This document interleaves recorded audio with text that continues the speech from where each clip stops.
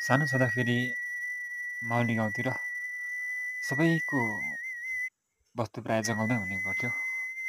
अनि साथीहरू मिलेर खेल्दै खेल्दै गर्दाखेरि वस्तु हराइगएको पत्तै हुँदैन थियो।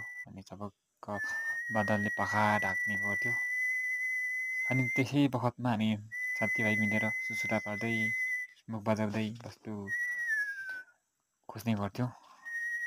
आज त्यही सम्झेर मैले यो देउराली बजारको अलिक मास्तिरबाट थोरै सम्झना गरेको छु त्यही पललाई, त्यही क्षणलाई। र हुन्छ कि हुँदैन कोसिस गर्दैछु।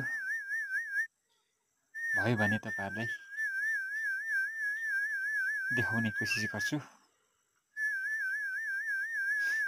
अलिअलि देखिन थालेको छ, हावा हल्का लाग्न थालेको छ, हावा आउन थालेको छ। संयोग पनि हुनसक्छ।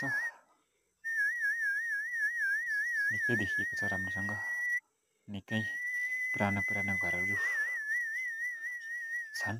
छानोहरू निकै पुरानो भइसकेको छ। कुनै रातो छानो नयाँ भर्खरको हो देखिँदैछ। बुधबारे जाने बाटो, तल्लो बाटो यो निर्माण हुँदैछ, पक्किनुपर्ने क्रम छ।